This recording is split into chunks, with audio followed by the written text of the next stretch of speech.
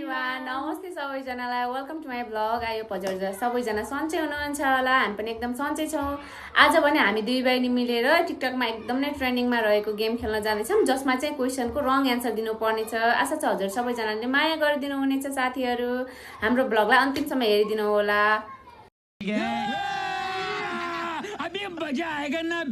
खुर्सानी कस्तो कलरको हुन्छ कालो घर फोहोर भएपछि के गर्छस् फेरि फोहोर गर्छु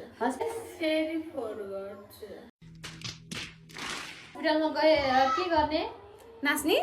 घाम लागेपछि के हुन्छ जाडो हुन्छ भैँसी कस्तो कलरको हुन्छ रातो चिनी कस्तो कलरको हुन्छ चिनी कालो 25 पछि के आउँछ 30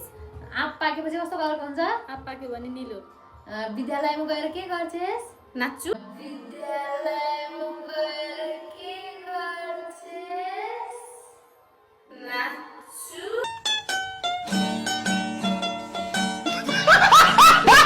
नेपालको राजधानी हो के नाच्ने मतलब डेटिङ बस्छु डेटको राजधानी कहाँ हो घोराइ मन्दिरमा गएर के गर्छस् पूजा पाठ गर्दै गर्छु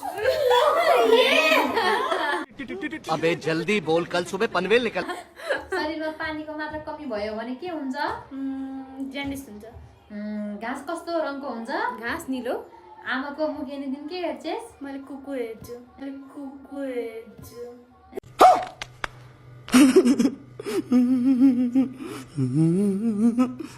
गाईले के दिन्छ गाईले पाडा पाडी दिन्छ गाईको त बाछा बाछी हुन्छ नि त पाडा पाडी त भैँसीले दिन्छ नि त अनि बिहान उठ्न बित्तिकै के गर्छस् फेरि सुत्छु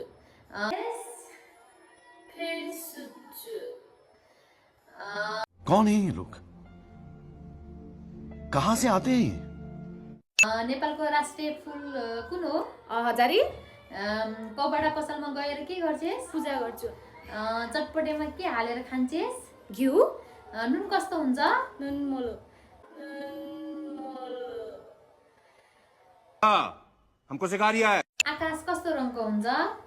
कालो गाईले के खान्छ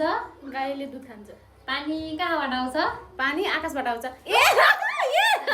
गाईलाई भोक लाग्यो भने के खान्छस् मैले गु खान्छु